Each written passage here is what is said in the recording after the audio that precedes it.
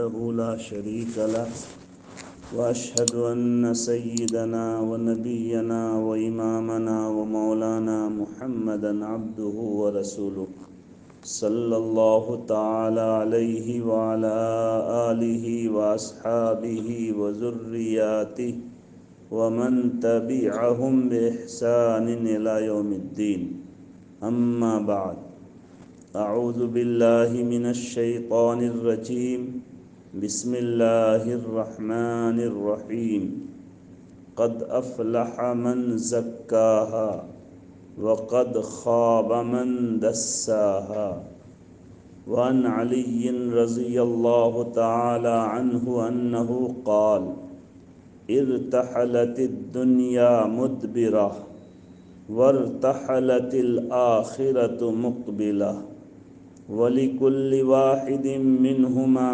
بَنُونَ فَكُونُوا مِنْ أَبْنَاءِ الْآخِرَةِ وَلَا تَكُونُوا مِنْ أَبْنَاءِ الدُّنْيَا فَإِنَّ الْيَوْمَ عَمَلٌ وَلَا حِسَابٌ وَالْغَدَ حِسَابٌ وَلَا عَمَلٌ رواہ البخاری۔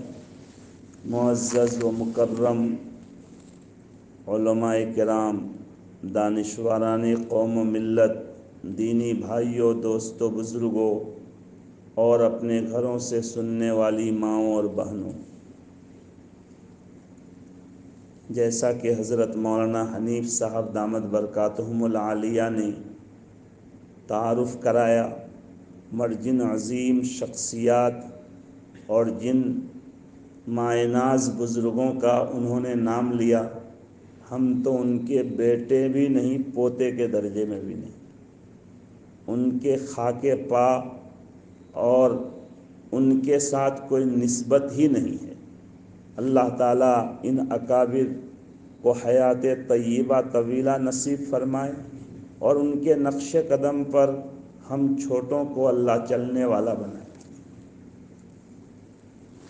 میرے بھائیوں، دوستوں، بزرگوں، میں نے آپ کے سامنے ایک آیت شریفہ جو امام صاحب نے سورہ والشمس والضحیٰ میں تلاوت کی اس کو پڑھا، اور بخاری شریف کا ایک اثر حضرت علی رضی اللہ عنہ کا ایک ارشاد میں نے سنایا۔ حضرت علی رضی اللہ تعالی عنہ جانتے ہیں آپ سب کہ وہ اللہ کے نبی صلی اللہ علیہ وسلم کے داماد ہیں، چچا زاد بھائی ہیں، اور آپ نے فرمایا انا مدینۃ العلم وعلی بابھا، کہ میں علم کا شہر ہوں اور علی علم کا دروازہ ہے۔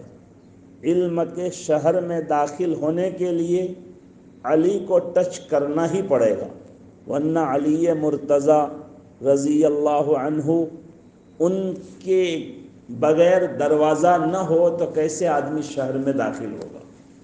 حضرت علی رضی اللہ عنہ کا یہ بہت قیمتی اثر ہے۔ فرماتے ہیں کہ دیکھو، دنیا اور آخرت دونوں مسافر ہیں، دونوں سفر میں ہے، لیکن فرق یہ ہے کہ ارتحلت الدنیا مدبرہ، دنیا جا رہی ہے اور آخرت سفر کر کے آ رہی ہے۔ جیسے باٹلی سے ایک آدمی بلیک برن کے لیے نکلے تو وہ لمحہ بلمحہ ہر منٹ میں ہم سے دور ہوگا، اور ایک آدمی بلیک برن سے نکل کر باٹلی آ رہا ہے تو ہر منٹ میں وہ ہم سے قریب ہوگا۔ تو دنیا یہ سفر کر کے جا رہی ہے، ہم سے بھاگ رہی ہے، اور آخرت سفر کر کے ہمارے قریب آ رہی ہے۔ ظاہر ہے ہر لمحہ ہمارا دنیا کا کم ہو رہا ہے، اسی لیے اسلام میں برتھ ڈے کوئی چیز نہیں ہے کہ سال پورا ہونے پر خوشی منائی جائے۔ کیوں کہ زندگی کا ایک سال کم ہو گیا، 60 سال لے کر آئے تھے، اب 1 سال کم ہو گیا اور 1 سال کم ہو گیا، تو زندگی کا جب سال کم ہوا تو یہ تو افسوس کا موقع ہے، محاسبہ اپنے حساب کرنے کا موقع ہے کہ بھائی ٹائم کم رہ گیا، آدمی کے پاس بہت کام ہو اور ان کا ٹائم اگر کم ہو تو آدمی جلدی سے وہ کام نمٹنا اور نمٹانا چاہتا ہے کہ جلدی اس انداز میں کام کرو کہ جو ہے یہ تھوڑے سے وقت میں ہمارا کام پورا ہو جائے۔ تو ہر دن ہماری زندگی کا کم ہو رہا ہے، اس لیے حضرت علی فرماتے ہیں کہ دنیا سفر کر کے جا رہی ہے ہم سے اور آخرت ہمارے قریب آ رہی ہے۔ اور آگے بہت قیمتی جملہ ارشاد فرماتے ہیں وَلِكُلِّ وَاحِدٍ مِّنْهُمَا بَنُونَ، کہ دیکھو دنیا آخرت دونوں کے بیٹے، دونوں کی اولاد، یعنی دونوں کے عاشق اور چہیتے۔ دنیا میں ایسے بھی لوگ ہیں جن کا نصب العین مقصد صرف دنیا ہے کہ ہم کو کمانا ہے، کھانا ہے، عیش کرنا ہے، زندگی گزار لینی ہے، یہی ان کا مقصد ہے۔ تو وہ جو ہے دنیا کا گویا کہ بیٹا ہے، دنیا کا چہیتا ہے۔ اور کچھ لوگ ایسے ہوتے ہیں جو آخرت کی اولاد ہوتے ہیں، آخرت کے چہیتے ہوتے ہیں، ان کا مقصد دنیا نہیں ہے، ان کا مقصد آخرت ہے۔ وہ ہمیشہ یہ سوچتا ہے کہ اگر دنیا خراب کر کے آخرت ہماری بن جائے تو ہم کامیاب ہیں، دنیا کچھ کم ہی ملے لیکن ہماری آخرت کامیاب ہو جائے تو ہم کامیاب ہیں۔ تو ایسے لوگ ابنائے آخرت میں سے ہیں۔ حضرت علی فرماتے ہیں فَكُونُوا مِنْ أَبْنَاءِ الْآخِرَةِ وَلَا تَكُونُوا مِنْ أَبْنَاءِ الدُّنْيَا، دیکھو آخرت کی اولاد بنو، آخرت کے چہیتے بنو، دنیا کے چہیتے مت بنو۔ ایک آدمی اگر اپنا یہ مقصد بنا لے کہ ہماری آخرت بگڑنی نہیں ہے، ہم کو آخرت خراب نہیں کرنا ہے، ہماری نسلوں کی آخرت خراب ہونے نہیں دینا ہے، ہر وقت ان کے ذہن میں یہ فکر سوار ہے کہ کہیں آخرت ہماری خراب نہ ہو جائے، اللہ ناراض نہ ہو جائے، قبر حشر میں رسوائی کا سامنا نہ کرنا پڑے، ہماری اولاد کہیں دین سے ہٹ نہ جائے، ہماری اولاد کہیں بگڑ نہ جائے، ہماری اولاد کی، ہمارے نسلوں کی آخرت کہیں خراب نہ ہو جائے۔ ہر وقت یہ فکر سوار اگر کسی کے ذہن میں ہے تو وہ آخرت کی اولاد ہے، آخرت کے چہیتے ہیں۔ چنانچہ قرآن کریم میں سیدنا حضرت یعقوب علیہ السلام کا تذکرہ ہے کہ حضرت یعقوب انتقال کے وقت اپنی اولاد کو جمع کر کے فرمائے تھے ما تعبدون من بعدی، ذہن میں یہ فکر سوار ہے کہ کہیں میرے بعد میری اولاد بگڑ نہ جائے، میری اولاد خراب نہ ہو جائے، اس لیے اولاد کو جمع کر کے فرما رہے ہیں کہ میرے بعد کس کی عبادت کرو گے۔ جب ان کی اولاد یہ اقرار کی کہ آپ کے رب کی اور آپ کے آبا و اجداد ابراہیم اسحاق کے رب کی عبادت کریں گے، تب حضرت یعقوب کو اطمینان ہوا، سکون ہوا۔ تو اگر ہمارے دلوں میں یہی فکر ہے کہ اللہ نے ہمیں ہر طرح کی نعمتوں سے نوازا ہے، جیسا کہ حضرت نے فرمایا 60-70 سال میں ہم نے اس ملک میں جو ہے اپنا ایک ایسا اثر و رسوخ قائم کر دیا کہ الحمدللہ دینی دنیاوی ہر اعتبار سے ہمارا پوری دنیا میں ایک مقام ہے، ایک نام ہے۔ تو اگر اسی حالت پر ہم اپنی اولاد کو بھی قائم کر کے دنیا سے گئے، ہماری اولاد بھی اسی طریقے پر قائم رہیں، ہم جو اتنی عالی شان مسجدیں بنائے ہیں، ہماری نسلیں، ہماری اولاد ان مسجدوں کو آباد کرنے والی بنے، تو اس کا مطلب ہمارا مقصد آخرت ہے، ہم ابنائے آخرت میں سے۔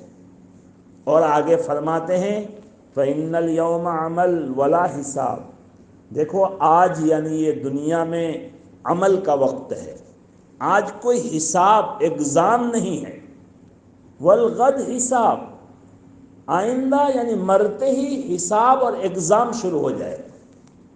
چنانچہ اللہ نے اس دنیا کو دار العمل بنایا، عمل کا اللہ نے موقع دیا، مرنے کے بعد عمل کا کوئی موقع نہیں ملے گا۔ قرآن کریم میں، حدیثوں میں یہ باتیں ہیں کہ بعض لوگ کہیں گے کہ اللہ دوبارہ دنیا میں ہمیں بھیج دیجیے، ہم نیک عمل کر کے واپس آپ کے پاس آئیں گے۔ اللہ فرمائیں گے نہیں، یہ موقع ختم، عمل کا زمانہ ختم۔ اس لیے عمل کا کسی کو جو ہے آخرت میں مرنے کے بعد موقع نہیں دیا جائے گا۔ اور اگر کسی اللہ کے بہت محبوب بندے کو اللہ عمل کا موقع دے بھی دیں تو اس عمل کا اجر و ثواب نہیں ہوگا۔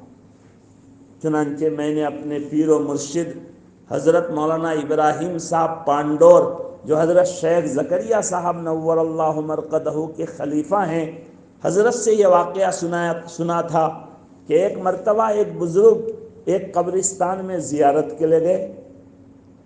مسلمانوں کا جو ہے یہ فریضہ ہے کہ قبرستان بار بار زیارت کے لیے جائیں۔ حدیث میں ہے قبرستان کی زیارت کرو، اس سے آخرت یاد ہوگی، مردوں کو بھی سلام پڑھو گے، سلامتی کی دعا، مغفرت کی دعا ملے گی، اور تمہارا بھی فائدہ ہوگا کہ آخرت یاد ہوگی۔ لیکن افسوس کی بات ہے کہ ہم پورے سال میں قبرستان جاتے ہی نہیں۔ شب برات میں جاتے ہیں تو ہم علماء اس سے بھی منع کرتے ہیں کہ شب برات میں مت جاؤ، تو گویا کہ قبرستان جانا ہی نہیں ہے کبھی۔ تو نہیں، قبرستان بار بار جانا چاہیے۔ تو وہ زیارت کے لے گئے، فاتحہ پڑھ رہے تھے تو ان کو یہ کشف ہوا کہ یہاں ایک بزرگ ہیں اور وہ تلاوت کر رہے ہیں۔ چنانچہ وہ اس قبر کے پاس میں گئے، مراقبہ کیے، دیکھے کہ واقعتاً وہ قبر میں تلاوت کر رہے ہیں۔ اللہ تعالیٰ بزرگوں کو بعض احوال اس طرح سے ظاہر کر دیتے ہیں۔ چنانچہ انہوں نے اپنے کشف اور جو ہے اپنے مکاشفہ میں اور مراقبہ میں اس بزرگ سے انہوں نے بات کی، بھائی قبرستان میں قبر میں آپ تلاوت کر رہے ہیں؟ تو انہوں نے کہا ہاں بھائی، جب میرا انتقال ہوا فرشتے آئے، مجھ سے سوالات کیے، میں نے صحیح جواب دے دیا، تو مجھ کو فرشتوں نے کہا کہ اب آپ پر ہم نیند طاری کر دیتے ہیں، یہ آپ کی جنت ہے، مگر قیامت کے بعد یہ جنت ملے گی، قیامت تک آپ آرام سے سوتے رہیے گا۔ تو میں نے کہا نہیں بھائی، سونا نہیں ہے، سو کے کیا ملے گا؟ ہم کو تلاوت سے، قرآن سے بہت عشق ہے، اسی لیے مجھے قرآن پڑھنے کی اجازت دے دو، قرآن کی تلاوت کا موقع دے دو۔ فرشتے اللہ سے اجازت لی، اللہ نے فرمایا کہ چلو میرے بندے کو قرآن مہیا کر دو اور تلاوت کی اجازت دے دو، وہ قیامت تک تلاوت کر لے۔ ظاہر ہے قبر تو ویٹنگ روم ہے، اصل تو جنت یا جہنم جانا ہے، مگر وہ قیامت کے بعد ہوگا۔ تو وہ ویٹنگ روم میں انتظار کرنے کا جو موقع ہے وہ تلاوت کر کے گزار دے۔ تو اس بزرگ نے کہا کہ الحمدللہ مجھے تلاوت کا موقع دیا گیا اور میں تلاوت کر رہا ہوں، اور 10,000 قرآن میں نے اب تک ختم کر دیا۔ 1-2 قرآن نہیں، 10,000 قرآن۔ تو وہ جو بزرگ زیارت کرنے گئے تھے انہوں نے کہا سبحان اللہ، 10,000 قرآن پڑھ لیے آپ؟ تو وہ قبر والے بزرگ نے کہا کہ حضرت، وہ آپ نے جو سبحان اللہ پڑھا وہ مجھے دے دیجئے، اور میرا 10,000 قرآن آپ لے لیجئے، اس لیے کہ آپ نے جو سبحان اللہ پڑھا اس کا اجر ملا، ثواب ملا، کم سے کم 10 نیکی ملی، اور میں جو 10,000 قرآن قبر میں پڑھا اس کا کوئی اجر اور ثواب نہیں، یہ تو میرے لیے ٹائم پاس ہے۔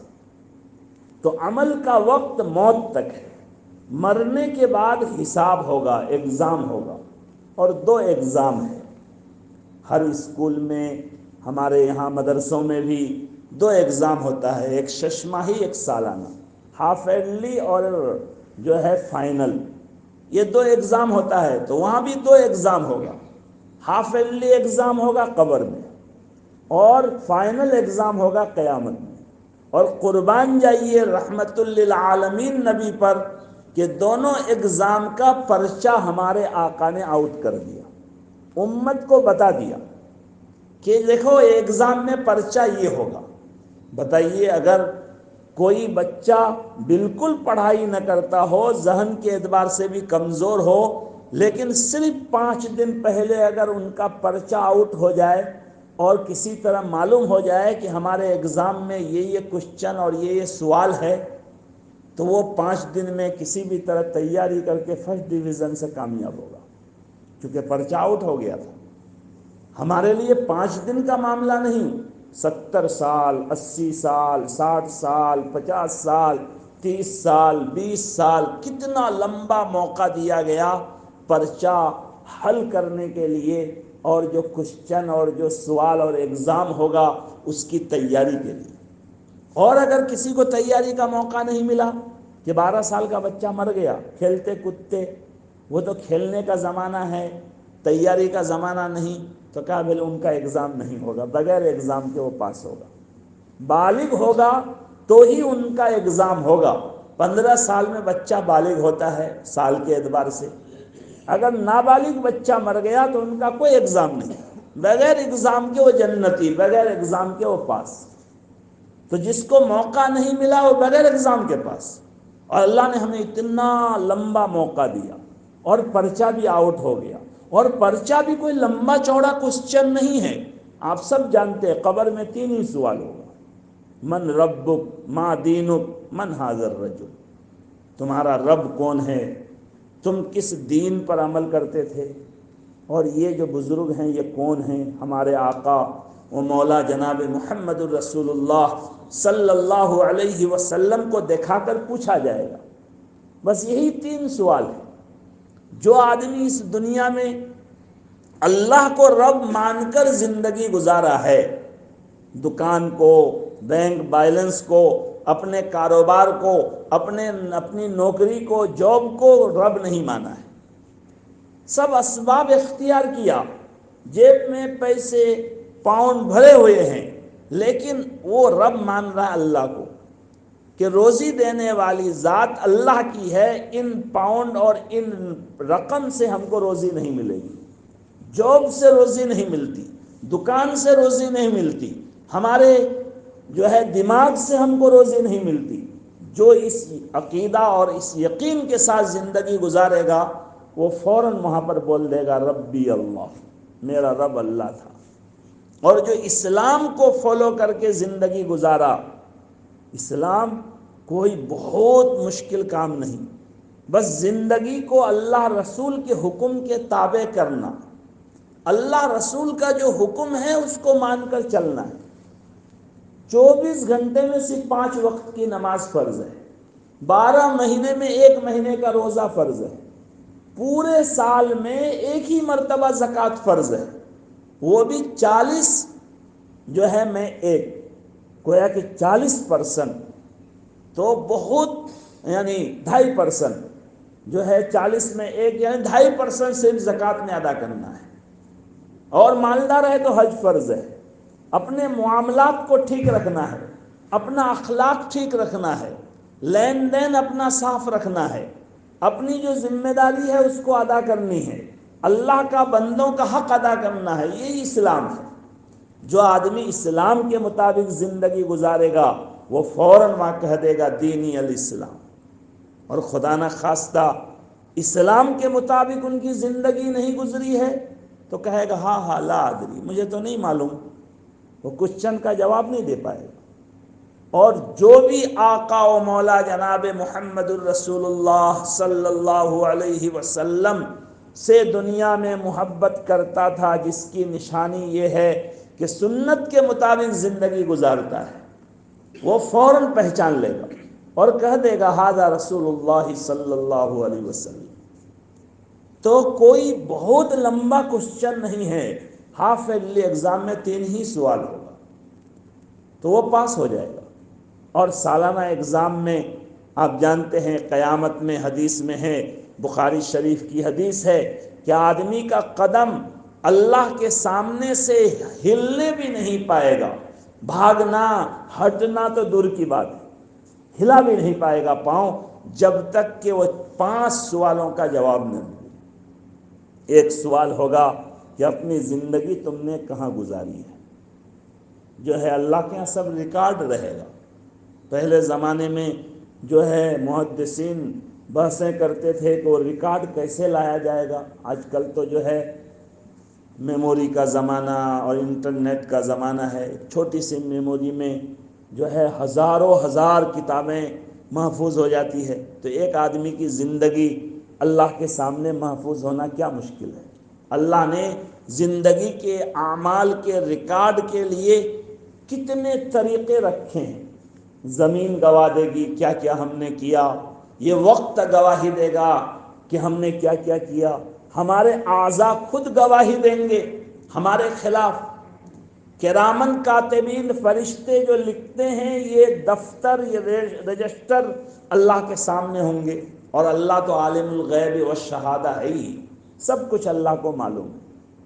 تو اللہ کے یہاں سوال ہوگا زندگی ہم نے کیسی گزاری، اور خاص طور سے دوسرا سوال کوشچن ہوگا کہ جوانی ہم نے کیسی گزاری، چونکہ زندگی کا مکھن اور زندگی کا خلاصہ، سب سے قیمتی جو زندگی ہے وہ جوانی کی زندگی۔ تو یہ جوانی کے بارے پوچھا جائے گا۔ ہم نے اگر جوانی کو اللہ کے حکم کے مطابق گزاری ہے، اللہ کی عبادت میں اللہ تعالیٰ کے دین کے مطابق، تو فوراً جواب دے دیں گے اللہ ہماری جوانی یہ ہے۔ اور اگر ہم نے نعوذ باللہ اپنی جوانی کو شہوت کی تکمیل میں، بد نظری میں، جو ہے غلط تعلقات میں، جو ہے شراب اور کباب اور جوا میں اور طرح طرح کے خرافات میں ہم نے جوانی کو غارت کی ہے، تو وہاں پر جو ہے پھر ہم جواب نہیں دے سکیں گے۔ اور تیسرا سوال ہوگا مال کے بارے میں، کہ مال کہاں سے کمائے اور خرچ کہاں کی۔ زندگی میں بھی دو سوال ہوگا، ایک عمومی اور ایک جوانی کے بارے، اور مال کے متعلق بھی دو سوال، کہ حلال طریقے سے کمائے یا نہیں، سود لے کر، جو ہے جھوٹ بول کر، کسی کو دھوکہ دے کر، کسی کا مال دبا کر، بہن کو میراث میں حصہ نہ دے کر اگر ہم نے مال جمع کیا تو پھنس جائیں گے۔ اور اگر حلال طریقے سے ہم مال جمع کیے تو چاہے کروڑوں اربوں اور بہت مال جمع کر لیں، کوئی حرج کی بات نہیں کہ اللہ ہم نے حلال طریقے سے مال جمع کیا۔ صحابہ کرام میں جو ہے کتنے بڑے بڑے مالدار صحابہ تھے، حضرت عثمان غنی، حضرت عبد الرحمن ابن عوف، خود ہمارے آقا و مولا، آپ کے پاس بہت مال تھا۔ فقر و فاقہ کے جو واقعات ہیں وہ تو اختیاری ہیں، آپ نے اپنا سب کچھ دین اسلام کے لیے صحابہ پر قربان کر دیا، ورنہ ماں خدیجہ رضی اللہ عنہا کا پورا سرمایہ آپ کے ہاتھ میں تھا، آپ بہت بڑے سرمایہ دار تھے۔ ہاں، آپ نے اختیار کیا غربت کو، فقر کو، سب کچھ جو ہے لٹا دیا۔ تو لہذا بہت مال جمع کر لیں کوئی حرج نہیں، مگر طریقہ حلال ہو، حلال طریقے سے مال جمع کریں۔ اور 4 نمبر سوال ہوگا کہ وہ مال تم نے خرچ کہاں کیا۔ یہ نہیں کہ پیسے ہمارے ہیں ہم جہاں چاہیں خرچ کریں، ہم غلط کاموں میں خرچ کریں، جوا میں، شراب میں خرچ کریں، جو ہے سنیما ہال بنوانے میں خرچ کریں، گناہ کے کاموں میں ہم مدد کریں، تو ہم پھنس جائیں گے۔ اور اگر ہم نے اپنا مال اپنی اولاد کی تربیت میں، اپنی اولاد کی تعلیم میں، اپنے گھر والوں کو اچھا کھلانے میں، اپنے گھر والوں کو اچھا پہنانے میں، رشتہ داروں کے حقوق ادا کرنے میں، غریبوں، یتیموں، بیواؤں میں، جو ہے مدارس، مکاتب، مدارس، مساجد اور اللہ کے دین کے کاموں میں ہم نے خرچ کیا، تو ہم اس دن سرخ رو اور کامیاب ہو جائیں گے۔ اور 5 نمبر سوال ہوگا کہ ماذا عمل فیما علم، جو تم جانتے تھے اس علم پر عمل تم نے کتنا کیا۔ بہت مرتبہ عام لوگ سمجھتے ہیں کہ اچھا یہ سوال تو مولانا لوگوں سے ہوگا، علم تو آپ کے پاس ہے ہمارے پاس کہاں ہے۔ تو نہیں، ہر مسلمان کے پاس یہ علم ہے کہ اللہ کی ذات ایک ہے، اللہ اپنی ذات و صفات میں بے نظیر ہے۔ ہر مسلمان کو اس کا علم ہے کہ 5 وقت کی نماز فرض ہے، رمضان کا روزہ فرض ہے، زنا حرام ہے، شراب حرام ہے، جوا حرام ہے، جھوٹ بولنا حرام ہے، حسد کرنا حرام ہے، غیبت کرنا حرام ہے، چغلی کرنا حرام ہے۔ ہر مسلمان کو اس کا علم ہے، یہی علم سے مراد ہے۔ بخاری، ہدایہ، مسلم، ترمذی، اس کا ہی نام علم نہیں ہے، یہ جو علم ہے ہر مسلمان کو ہے۔ لہذا یہ 5 کوسچن ہوگا، اگر ہم اس میں کامیاب ہو گئے تو ہمیشہ ہمیشہ کی کامیابی ملے گی۔ اس لیے حضرت علی رضی اللہ عنہ فرماتے ہیں فَإِنَّ الْيَوْمَ عمل، یہ ایگزام ہال نہیں ہے، یہ تو کلاس روم ہے، یہ تو پڑھائی کی جگہ ہے، محنت کی جگہ ہے، عمل کی جگہ ہے۔ جو کرنا ہے آج کر لو۔ آنکھ بند ہوتے ہی جو ہے ایگزام شروع ہو جائے گا، حساب شروع ہو جائے گا۔ ایگزام ہال میں تیاری کا، اسٹڈی اور پڑھائی کا موقع نہیں ملے گا۔ اس لیے میرے بھائیوں، دوستوں، بزرگوں اور میری ماؤں بہنوں، اللہ نے جو ہمیں زندگی عطا فرمائی ہے، اس زندگی کی ہم قدر کریں۔ اللہ نے آج ہمیں عمل کا موقع دیا ہے، کب آنکھ بند ہو جائے، کب موت کی گھنٹی بج جائے، کوئی ٹھکانہ نہیں ہے۔ جوان بھی مر رہے ہیں، بوڑھے جو ہے بچے بھی مر رہے ہیں۔ ایسا نہیں ہے کہ بوڑھا ہونے کے بعد ہی آدمی مرے۔ اس لیے ہمیں چاہیے کہ ہم اللہ تبارک و تعالیٰ کے حکم کے مطابق ہمارے آقا و مولا جناب محمد الرسول اللہ صلی اللہ علیہ وسلم کی سنت کے مطابق زندگی گزاریں۔ اور جو آدمی شریعت اور سنت کی زندگی کے مطابق زندگی گزارا تو اللہ نے اعلان کر دیا قد افلح من زکاہا۔ دل کی صفائی شریعت پر چلنے سے ہوتی ہے، دل کی صفائی سنت پر چلنے سے ہوتی ہے۔ دل کی صفائی اور بزرگی اور تصوف کوئی الگ چیز نہیں۔ علماء نے لکھا ہے کہ تصوف کا کمال ہے ان تعبد اللہ کأنک تراہ، کہ اللہ کی عبادت اس طرح دھیان لگا کر کریں گویا کہ ہم اللہ کو دیکھ رہے ہیں، گویا کہ اللہ سامنے۔ اسی کا نام جو ہے تصوف ہے، اسی کا نام تزکیہ ہے۔ جو آدمی نیک عمل کر کے جو ہے اپنے دل کا تزکیہ کر لیا، دل کی صفائی کر لیا، وہ کامیاب ہو گیا۔ اور جو برا عمل کر کے اپنے دل کو گندا کر لیا قد خابا، وہ ناکام ہو گیا۔ چنانچہ حدیث میں ہے کہ آدمی جب گناہ کرتا ہے تو ان کے دل میں سیاہ نقطہ لگ جاتا ہے، پھر دوسرا گناہ کرتا ہے پھر نقطہ لگ جاتا ہے، یہاں تک کہ پورا دل گناہوں کی تاریکی اور سیاہی سے ایک دم کالا ہو جاتا ہے۔ اور اگر گناہ کیا، دل میں نقطہ لگ گیا، پھر اللہ سے توبہ کر لیا تو فوراً جو ہے ان کا دل کی گندگی ہے وہ صاف ہو جاتی ہے، دل پھر چمک جاتا ہے۔